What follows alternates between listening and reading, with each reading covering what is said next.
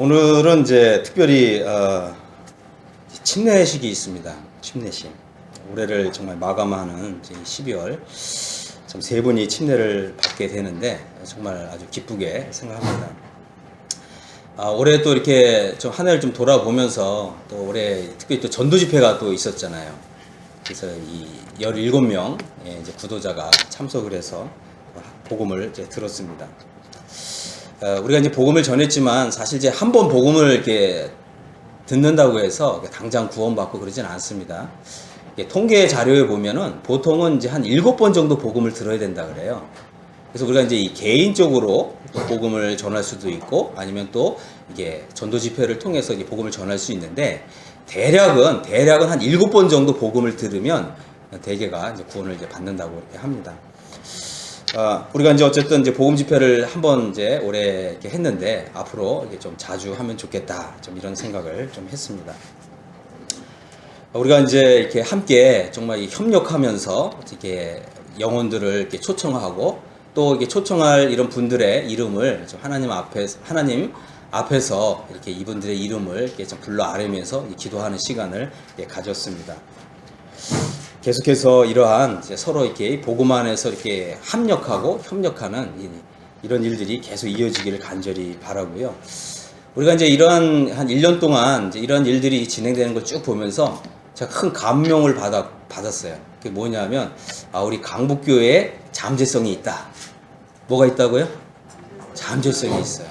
정말 우리가 이 복음을 위해서 서로 이렇게 협력하고 또 합력하고 또 기꺼이 또 정말 이 복음 사역에 또 이렇게 자신을 또 드리고 시간을 드리고 또 물질을 드리고 이제 이런 것을 이제 보면서 우리가 조금만 더 분발하면 뭐 올해는 어쨌든 이제 처음 시작이지만 이제 17명이 와서 복음을 들었는데 내년에는 뭐 50명이 와서 복음을 들을 수 있고 또 100명 와서 복음을 들을 수 있고 그렇죠.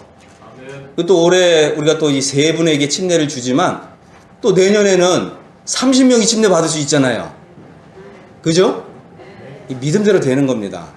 우리가 이게 하면 된다고 하는 뭔가 이렇게 좀 자신감을 가지게 됐습니다. 정말 주님께서 이렇게 우리 서울 강북교회에 계속해서 은혜를 더해 주시고 복을 더해 주시기를 간절히 바라고요. 어쨌든 이제 이 조금씩이나마 우리가 이제 발전되는 거를 정말 느끼겠더라고요. 조금씩 발전되어 가는 이런 것을 우리가 함께 느끼고 함께 공유해 갈 때, 정말 우리 강북교회가 앞으로 계속해서 발전하리라 이렇게 확신을 좀 가지게 됩니다. 오늘은 이제 좀 침례식 관련해서 침례에 대한 부분을 좀 말씀을 드리고자 합니다. 보통 이제 일반 교회에서는 이제 세례를 주잖아요. 그죠? 세례. 그래서 성경에도 보면 이제 세례를 준다 이렇게 표현이 되어 있습니다. 근데 우리는 이제 세례가 아니고 침례를 줍니다. 그러면 왜 성경에서는 이제 이렇게 세례라고 되어 있는데 우리는 침례를 하느냐? 그래서 이제 이런 부분에 대해서 좀 우선 좀 간단하게 좀 살펴보기를 원합니다. 우선 이제 우리 성경에 이 세례라는 단어가 있는데 이게 원래 이 원어는 밥티조라고 하는 단어예요. 밥티조. 근데 이 밥티조라고 하는 단어를 이제 사전에 찾아보면 이게 크게 두 가지 의미가 있어요. 하나는 뭐냐면 물을 뿌린다, 물을 뿌려서 씻는다 의미가 하나 있어요. 그러니까 이 세례라는 말은 그대로 물을 뿌려서 씻는다는 의미를 그대로 이렇게 전달하고 있죠. 그 다음에 또 하나는 뭐냐면 물에 잠근다 이런 의미가 있어요. 그래서 두 가지 의미가 있는데 하나는 물을 뿌려서 씻는다 의미가 하나 있고요. 또 하나는 물에 잠긴다, 물속에 완전히 담근다 이제 이런 의미가 있습니다. 우리가 이제 사전적인 의미로만 보면 그러면 뭐 물을 뿌리는 세례를 해도 되지 않느냐 우리가 이렇게 생각할 수 있는데 그렇지 않습니다. 왜냐하면 우리가 이제 이 성경에서 어떤 의미를 이렇게 이게 하나님이 이렇게 뜻하신 의미가 뭘까 이것을 우리가 생각할 때 사전적인 의미로만 보면 안 됩니다. 왜냐하면 하나님께서는요 이 밥티조라는 이 단어가 사전에 두 가지 의미가 있다는 걸 아시고서 우리에게 실제적인 사례를 통해서 보여주시는 거예요. 뭘 통해서 보여주신다고요? 사례요, 사례. 케이스입니다, 케이스. 그래서 우리가 이제 성경을 우선 잠깐 좀 보면 우리가 이제 세례도 일반적인 교회에서는 세례도 하곤 하는데 이제 물을 뿌리는 세례를 하는데 우리는 물에 이렇게 잠그는 침례를 합니다. 그래서 이 세례 형식이 세례가 맞는가 침례가 맞는가 이 부분을 좀 간단하게 우선 좀 말씀을 드리면, 우선 마태복음 3장을 좀 보겠습니다. 마태복음 3장 13절에 보면 이런 말씀이 있죠. 이때 예수께서 갈릴리로서 요단강에 이르러 요한에게 세례를 받으려 하신대, 요한이 말려 가로되 내가 당신에게 세례를 받아야 할 터인데 당신이 내게로 오시나이까? 예수께서 대답하여 가라사대 이제 허락하라. 우리가 이와 같이 하여 모든 의를 이루는 것이 합당하니라 하신대, 예 요한이 허락하는지라. 16절 잘 보겠습니다. 예수께서 세례를 받으시고, 예수님 세례를 받으셨습니다. 근데 잘 보시면 어떻게 돼요? 곧 물에서 올라오실세 하늘이 열리고 하나님의 성령이 비둘기같이 내려 자기 위에 임하심을 보시더니. 자, 여기 보면 세례를 받았다고 되어 있는데, 그죠? 일반 교회에서는 이렇게 물을 뿌린다 그랬어요. 왜 뿌린다 그랬어요? 물을 뿌려서 씻는다의 의미가 있기 때문에 그래요. 이게 사전적인 의미입니다. 근데 예수님은 어떻게 하셨어요? 물을 뿌렸어요? 아니에요. 물을 뿌린 게 아니라 물속에 잠궜어요. 물속에 완전히 들어가셨다가 올라오셨다는. 물을 뿌릴 때에는 물에서 올라오는 게 가능하지가 않죠. 우린 이것을 통해서 이 밥티조라고 하는 의미는 물을 뿌려서 씻는다는 의미가 아니고요. 물속에 완전히 잠그는 거예요. 그래서 물에서 올라오는 것입니다. 이 구절을 보면 이제 예수님이 세례를 받으셨다고 분명히 되어 있지만, 물을 뿌리는 세례가 아니라 물에 잠기는 침례를 받으신 것을 분명하게 볼 수가 있습니다. 그렇다면 왜 우리 성경에는 이렇게 세례라고 되어 있느냐? 이것은 이 밥티조라고 하는 이 원어를 번역을 하신 분이 장로교 선교사예요. 장로교에서는 보통 이제 물을 뿌리는 세례를 하잖아요. 그래서 세례라고 번역을 한 겁니다. 그러면 우리가 이제 이 성경의 이런 사례를 보면 침례라고 번역을 해야 맞는 거죠. 이해하셨습니까? 예. 그래서 이 예수님이 침례를 받으셨다, 이렇게 이제 번역을 해야 맞는 것이고, 또 모든 성경에서 다 침례로 번역을 해야 맞는 거죠. 근데 우리 성경에는 이제 세례라고 번역이 되었다고 하는 것입니다. 두 번째, 그러면 이제 이 침례가 가진 효력이 뭐냐, 이거를 좀 말씀드리겠습니다. 베드로전서 3장 21절인데요. 베드로전서 3장 21절을 좀 열어보겠습니다.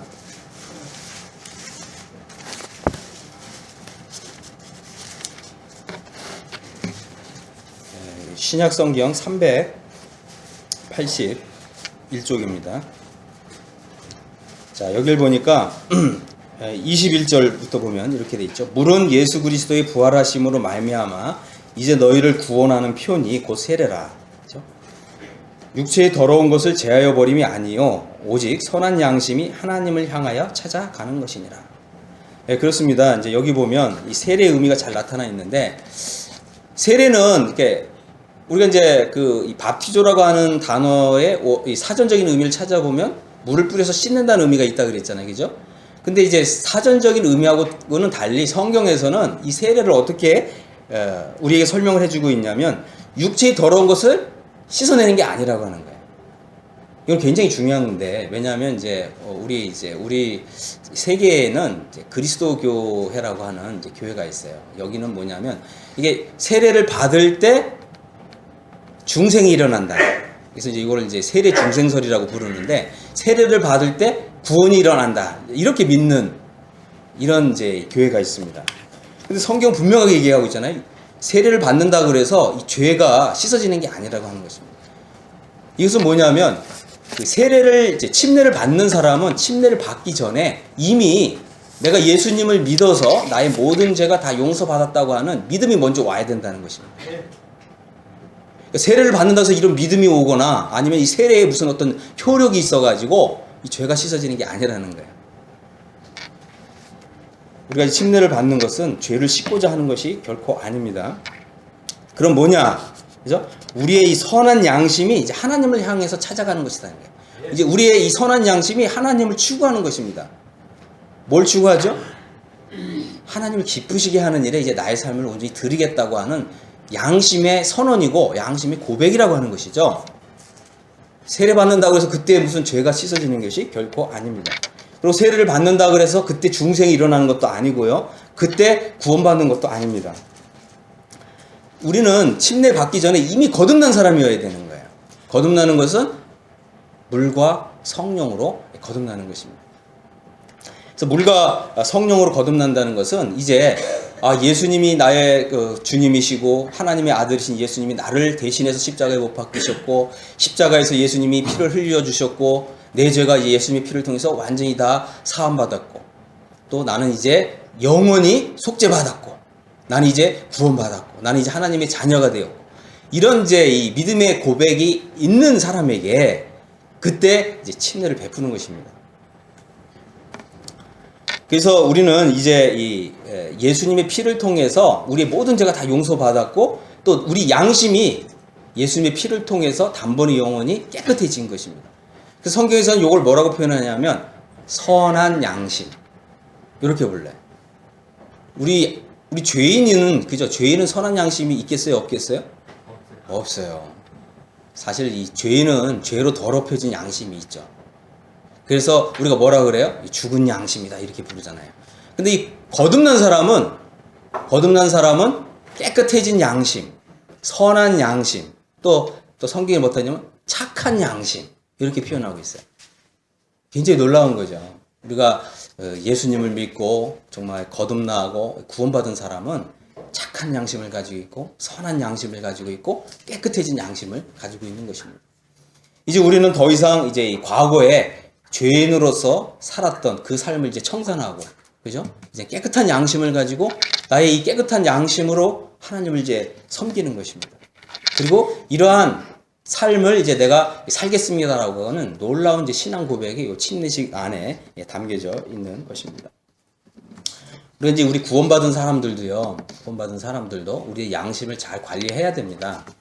우리 양심이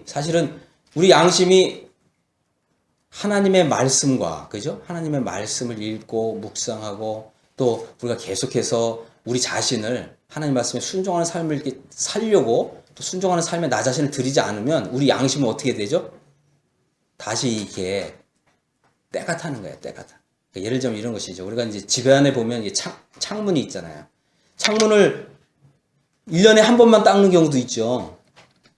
그리고 어떤 분은 이제 한 달에 한 번씩 닦는 분이 있고, 어떤 분은 이제 매주 닦는 분이 있고, 어떤 분은 매일 닦는 분이 있다고 한다면,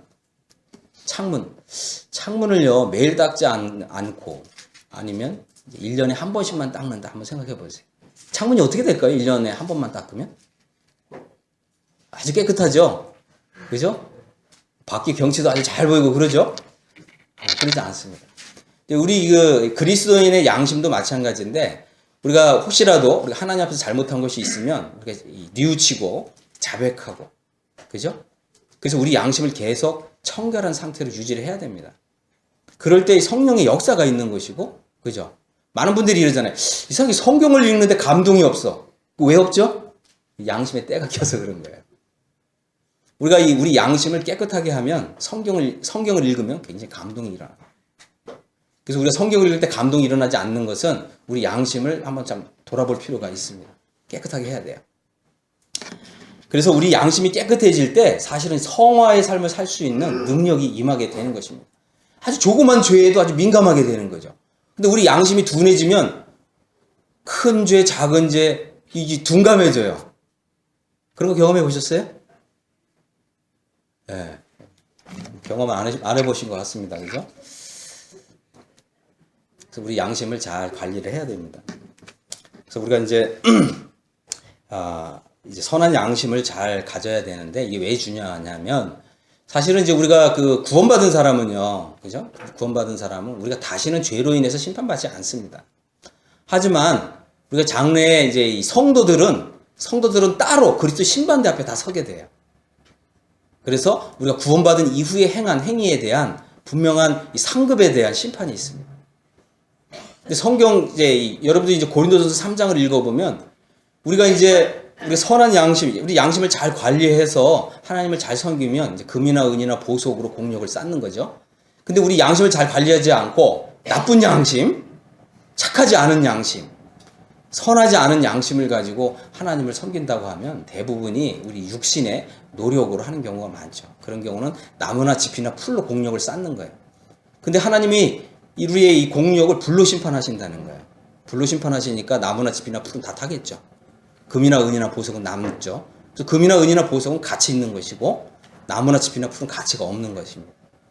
그래서 우리의 양심을 잘 관리할 때, 그죠? 우리가 이제 하나님 말씀을 읽었을 때 우리 양심이 어떤 뉘우침을 받는다던가 이럴 때는 하나님 앞에서 그 자백해야 되는 거고, 또 인정하고, 그 다음에 우리 마음을 다시 새롭게 해가지고 제가 이제 하나님을 정말 잘 섬기겠습니다. 이런 마음으로 우리 신앙 고백을 하고, 또 하나님께서 말씀을 주실 때, 예를 들어서 성경을 읽는데 정말 좀 가난하게 살고 힘들게 살고 어렵게 사는 어떤 성도가 이렇게 내 마음에 떠오를 때는 하나님 그걸 왜 떠오르게 하시죠? 도와주라고 그러는 거예요. 물질적으로 재정적으로 도와주라고. 그래서 우리가 이제 그렇게 신앙생활을 이렇게 하게 될 때 우리가 이제 금이나 은이나 보석으로 우리 신앙 공력을 쌓는 것입니다. 그래서 나무나 짚이나 풀로 공력을 쌓은 사람 다 타버리잖아요. 근데 성경에 어떻게 되어 있냐면 해를 당한다 이렇게 표현된 거예요. 해를 당한다는 표현은 영어 표현을 보면은 손실을 당하게 된다는 거예요. 장래 우리가 하나님 나라에 들어가는데 손실을 당한대요.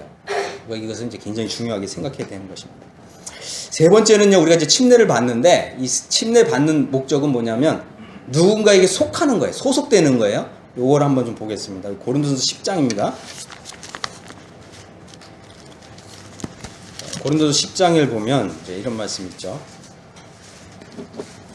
형제들아 너희가 알지 못하기를 내가 원치 아니하노니 우리 조상들이 다 구름 아래에 있고 바다 가운데로 지나며 모세에게 속하여 다 구름과 바다에서 세례를 받고.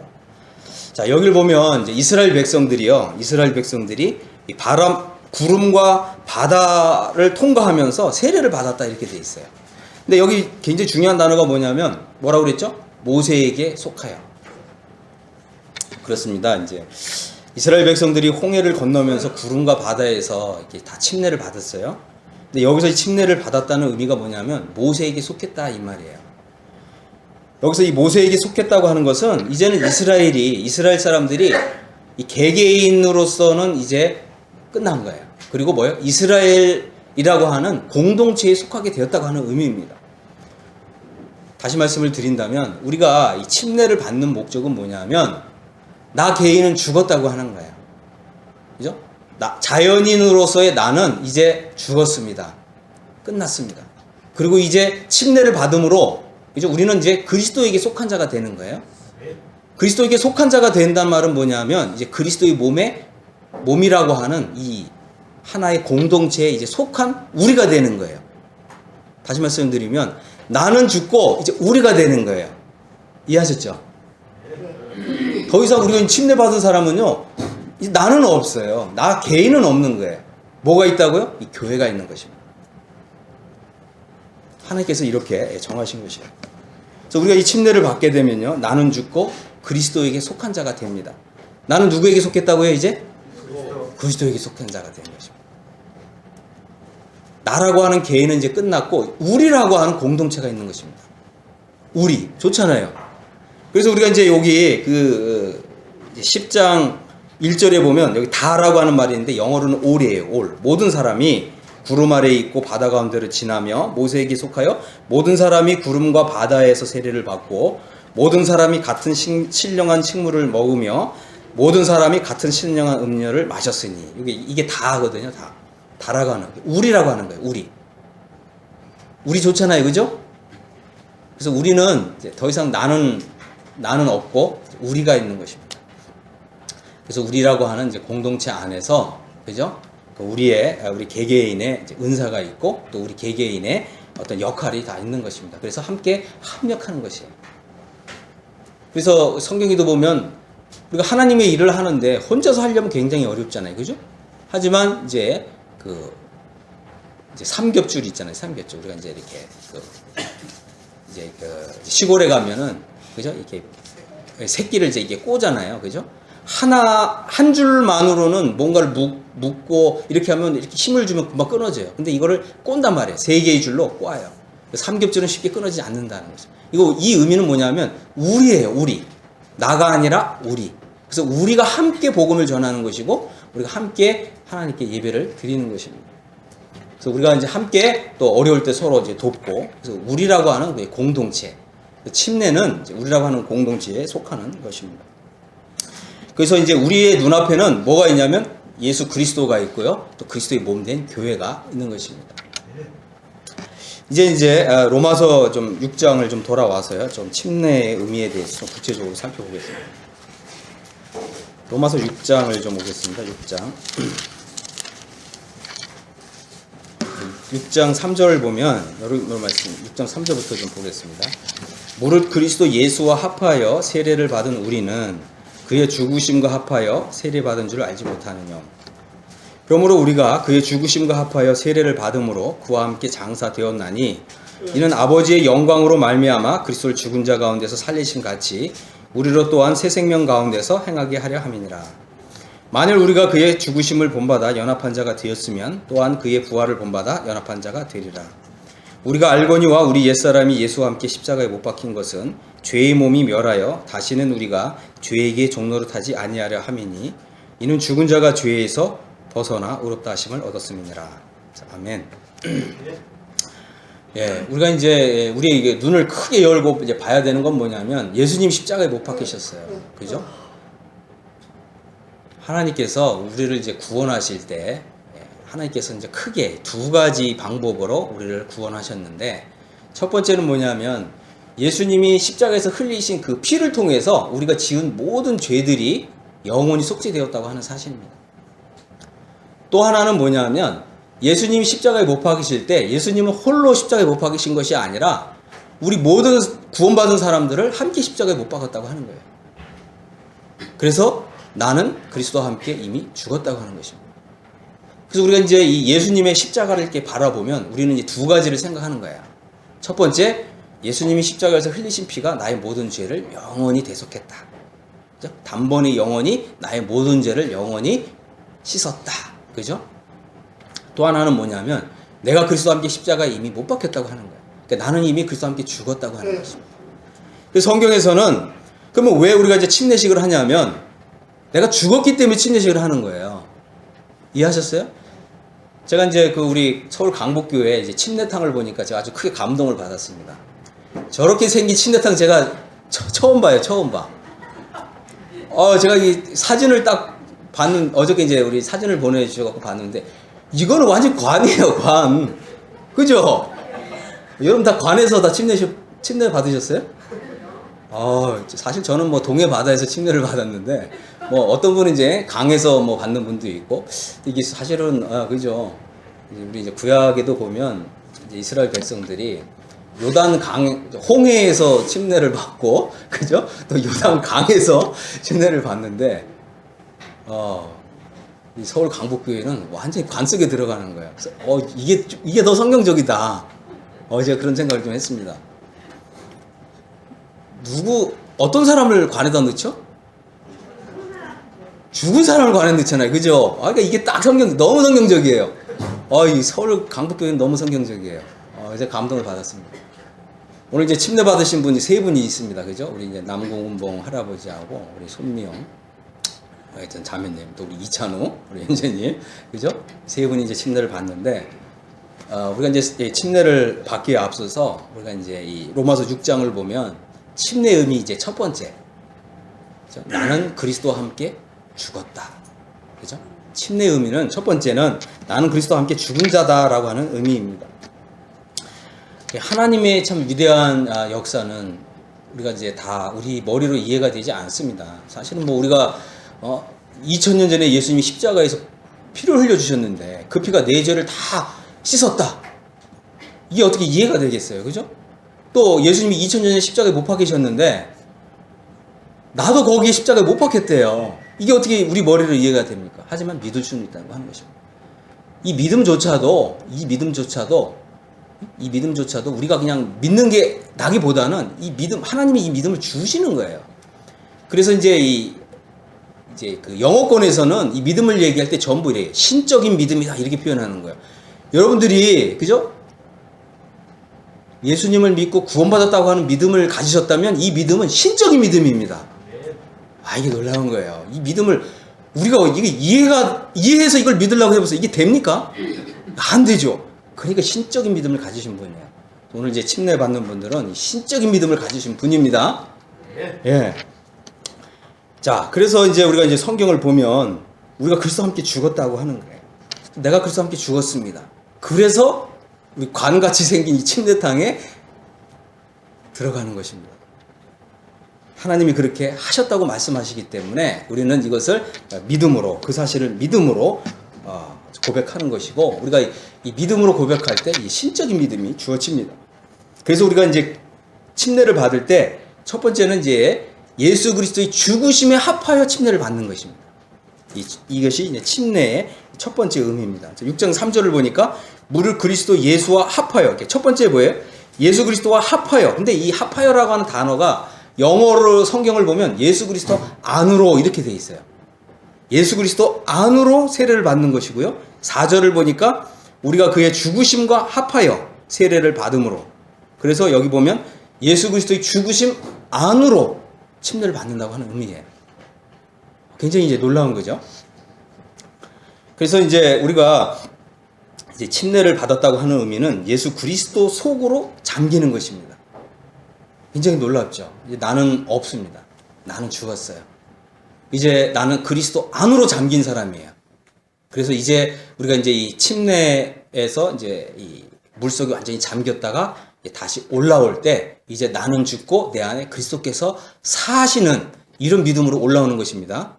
여러분들이 이것을 마음속으로 잘 생각하시면서 우리 침례탕 이제 여기 관에 들어가시는 분들 이 사실을 이렇게 생각하시면서 침례를 받으시면 굉장한 이제 감동이 이제 있습니다.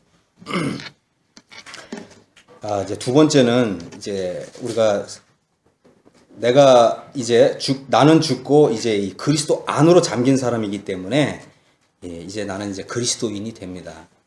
나라고 하는 이제 자연인은 이제 끝난 거예요. 나는 이제 그리스도인이라고 하는 그리스도께 속한 자라고 하는 이제 이러한 이제 이 새로운 정체성을 가지고 이제 물에서 올라오는 것입니다. 그래서 이제 이 그리스도 안에 이렇게 침례를 받은 사람은 더 이상 나는 나의 것이 아니에요. 나는 이제 누구 것입니까? 예수 그리스도의 것이에요. 그래서 고린도전서 6장 19절 20절 보면 이런 말씀이 있죠. 너희는 너희 것이 아니라. 나는 누구 것입니까? 예수 그리스도의 것이에요. 값으로 산 것이 되었으니 그런즉 너희 몸으로 하나님께 영광을 돌려라. 많은 사람들이 침례를 받았는데 여전히 나는 나의 것이다. 내 인생의 주인은 나다. 이렇게 사는 분들이 많은데 그거 침례 다시 받아야 됩니다.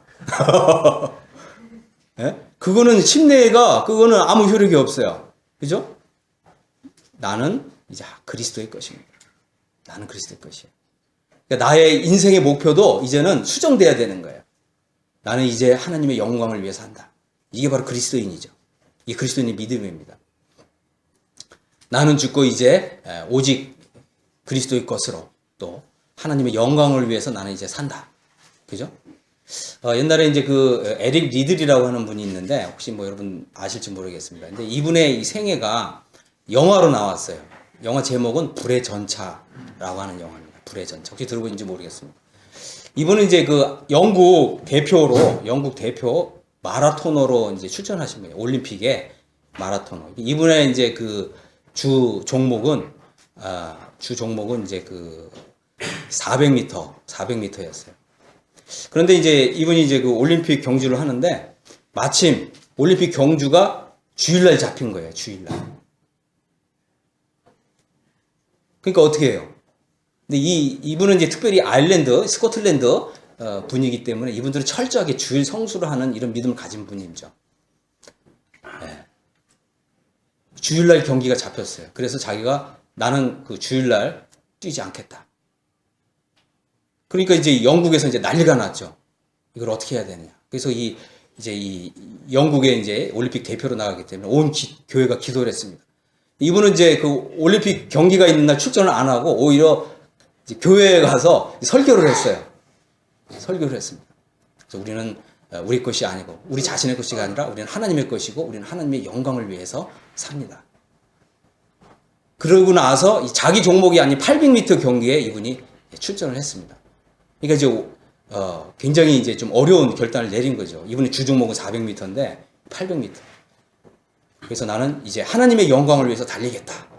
그랬더니 이제 어떤 분이 성경 구절을 딱 써줬어요. 그 쪽지에다가. 그게 이제 사무엘상 2장인데 하나님을 경멸히 여기는 자를 내가 경멸히 여기고 하나님을 존중하는 자를 내가 존중하리라. 그분이 그 말씀을 종이 쪽지인데 그 말씀을 부여잡고 달렸어요. 금메달 땄겠어요? 못 땄겠어요? 땄습니다. 말씀을 부여잡고 달렸어요. 하나님의 영광을 위해서. 그래서 말씀 그대로 하나님을 존중히 여기니까 하나님께서 그 사람을 존중히 여기셨어요. 이분은 나중에 중국 선교사로 갔습니다.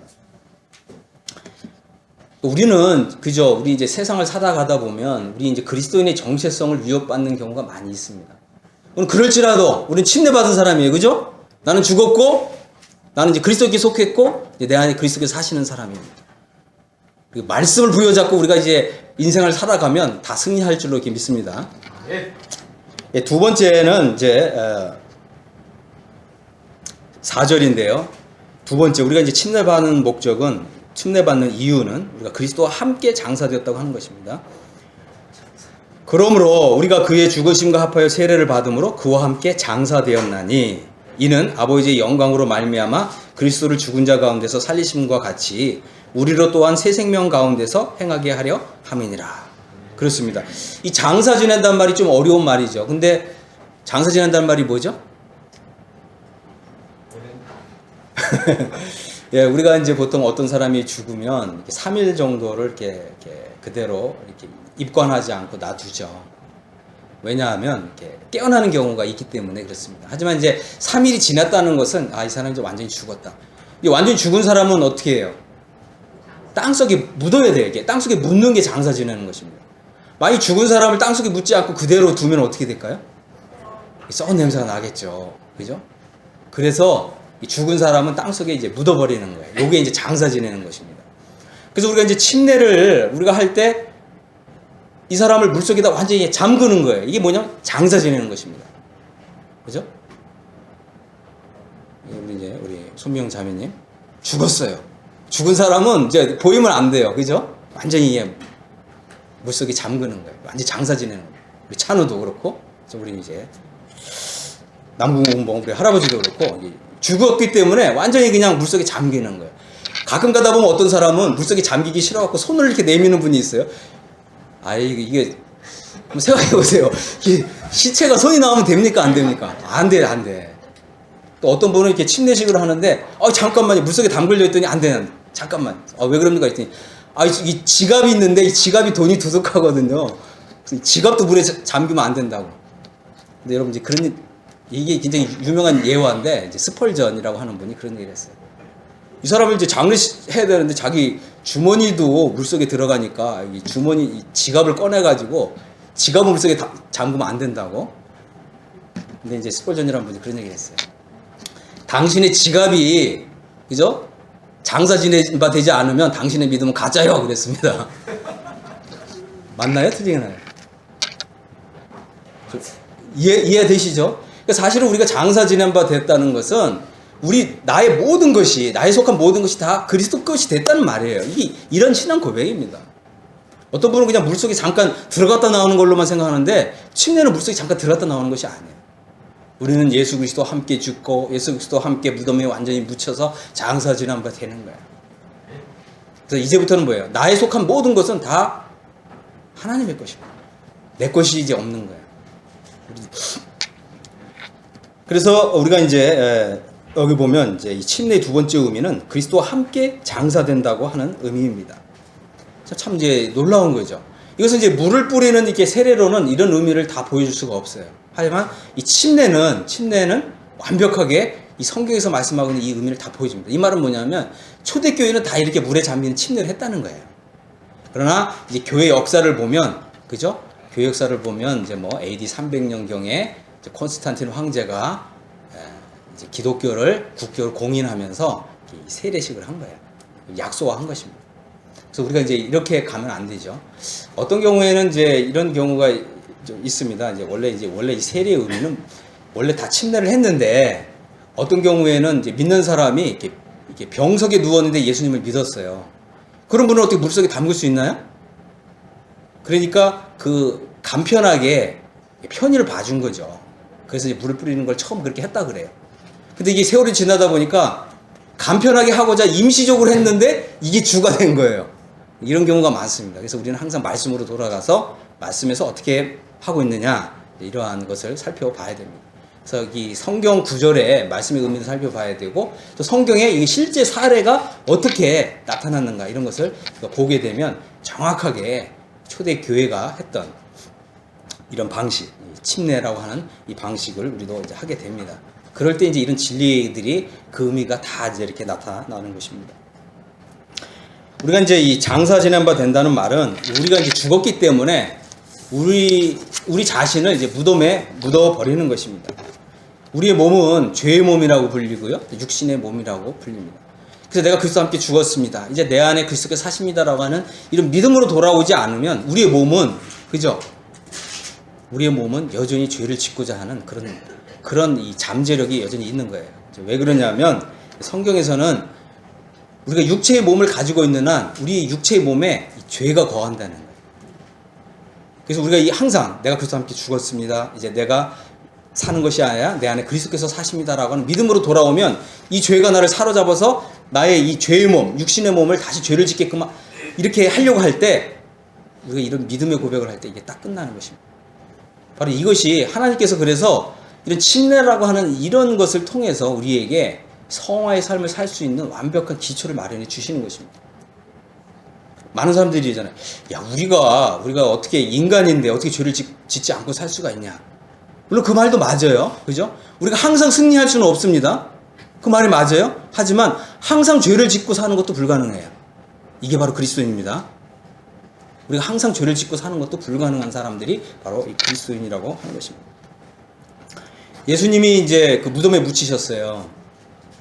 3일이 지났습니다. 3일. 이 3일이라고 하는 의미는 이제 완전히 죽은 것이 이제 확증됐다라고 하는 의미입니다.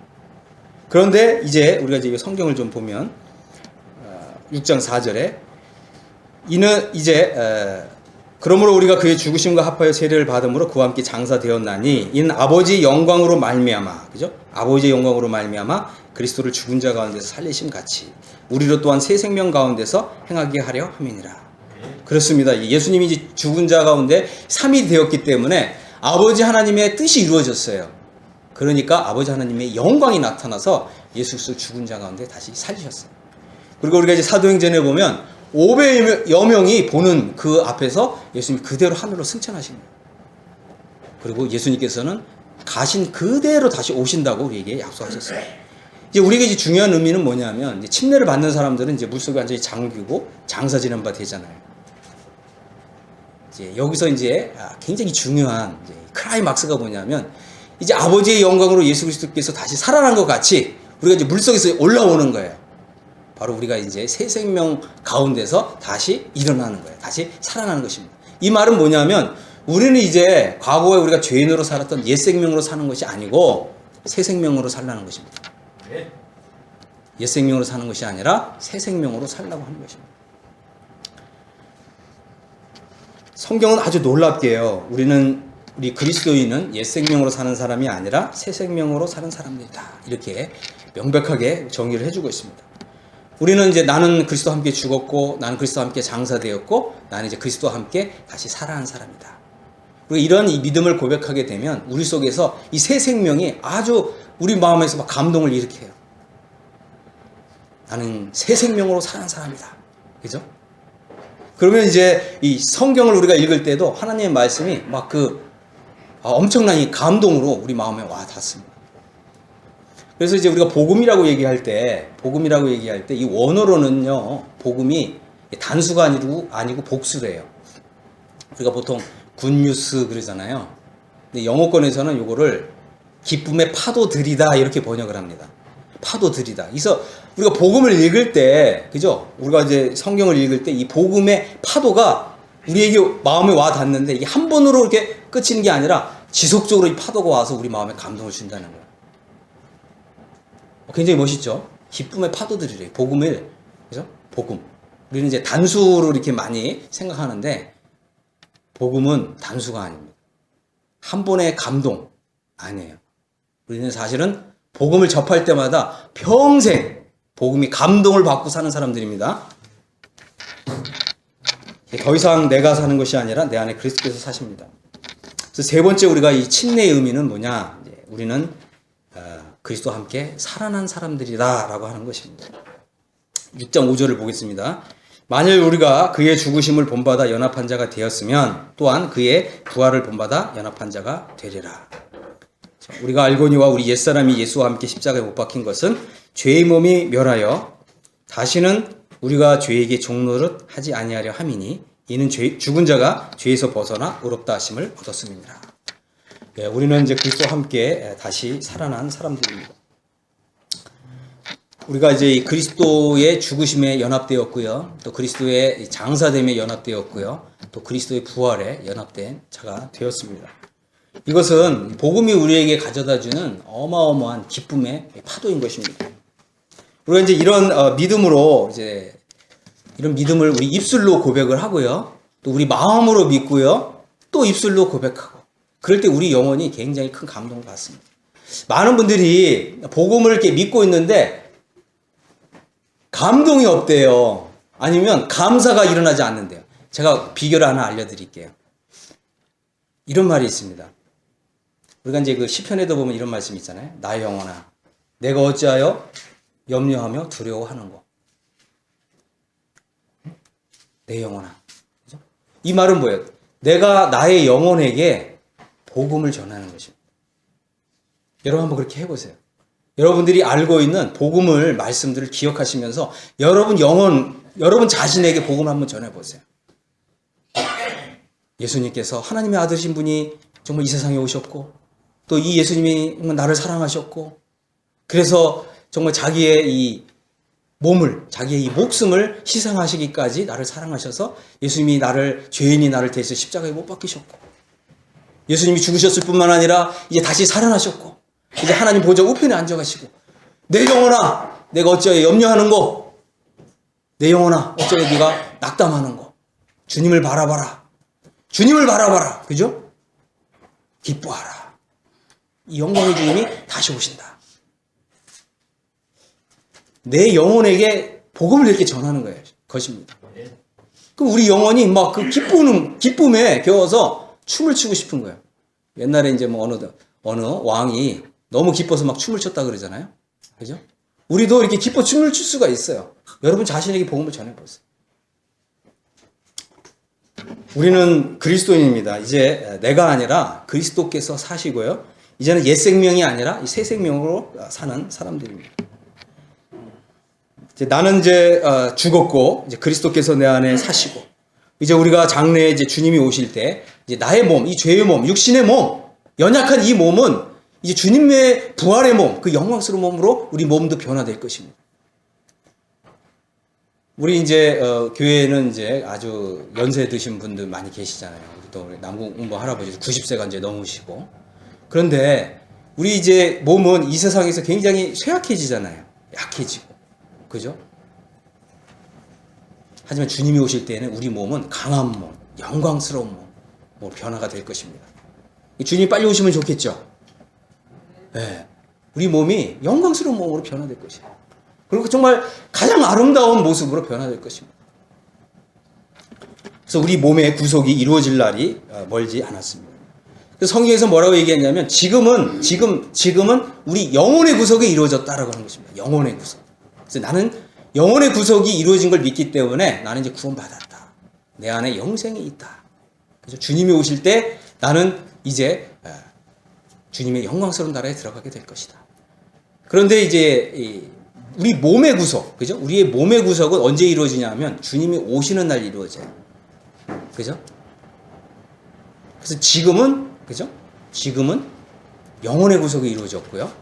주님이 오시는 때에는 우리 몸의 구속이 이루어져요. 그래서 우리의 이 몸이 연약한 몸이고, 그죠? 약한 몸이고, 점점 쇠약해져 가는 몸이고, 점점 나이를 먹는 몸인데, 주님이 오실 때 우리의 몸은 정말 영광스러운 몸으로, 부활의 몸으로 변화가 된다고 하는 것입니다. 그래서 우리가 참 주님이 정말 다시 오시기를 이렇게 바라는 참 이런 마음에서 우리가 이제 침례를 이렇게 받습니다. 그래서 우리가 이제 침례의 세 가지 의미를 좀 말씀을 드렸습니다. 그리스도와 합하여 죽은 자이고, 또 그리스도와 합하여 장사된 사람이고, 이제 그리스도와 합하여 부활이 이루어진 사람입니다. 이제 나는 더 이상 옛 생명으로 사는 사람이 아니고 이제 새 생명으로 사는 사람입니다. 주님 정말 감사합니다. 그렇죠? 저를 구원해 주셔서 감사하고 이제 저를 그리스도와 연합된 자가 되게 해주셔서 감사하고 이제 저는 옛 생명으로 살지 않고 이제 새 생명으로 살겠습니다. 주님 감사합니다. 그래서 우리 이 침례는요, 성경에 보면 구원받은 사람이 처음으로 하나님께 순종의 삶을 살고자 하는 이런 놀라운 믿음의 고백이고요. 이제 나는 순종하는 삶을 이제 들어갑니다라고 하는 이제 순종의 첫 발걸음이 됩니다. 그래서 오늘 아무쪼록 우리 세 분이 이렇게 침례식을 받게 되는데 이제 더욱 정말 이 그리스도인으로, 그렇죠? 그리스도인다운 그리스도인으로 살아가게 되시기를 주님의 이름으로 축복합니다. 네, 우리가 정말 우리 강북교회 모든 성도님들이 참 세 분의 침례식에 정말 축하하고 또 축복하면서 또 이 함께 또 침례식을 거행하도록 하겠습니다. 정말 우리 하나님께서 우리 강북교회에 이렇게 침례식을 하도록 정말 올해 2015년 얼마 남지 않은 이때에 이렇게 하도록 또 인도해 주시고 정말 너무 감사하고요. 또 내년에는 더 많은 분들에게 이렇게 침례식을 베풀 수 있게 되기를 또 간절히 바라는 또 이런 소망을 좀 아뢰면서 말씀을 마치도록 하겠습니다. 잠깐 기도하겠습니다. 하나님 아버지, 정말 저희 서울 강북교회를 축복해 주셔서 우리 모든 성도들이 정말 합심해서 복음을 전하도록 인도해 주셨고 또 특별히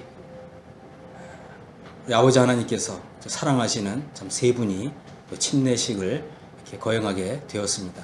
이것이 정말 얼마나 큰 우리 하나님의 은혜인지 생각하며 감사를 드립니다. 우리가 오늘 참 침례의 의미를 함께 생각해 보았습니다. 침례를 받는 이 세 분에게 이 놀라운 믿음이 나타나도록 해주시고 정말 그리스도인으로서 이 새로운 삶을 살게 해주시고 또 침례를 통해서 이 순종의 삶의 첫 발걸음을 내딛는 이때에 정말 성령께서 함께 해주시고 우리 모든 성도들에게 큰 기쁨과 감동을 또 주시고 또 특별히 침례를 받는 또 이 세 분에게 또 성령께서 큰 감동으로 함께 해주시기를 원합니다. 이 모든 기도와 감사를 우리 주 예수 그리스도의 이름으로 아버지 하나님께 올렸습니다. 아멘.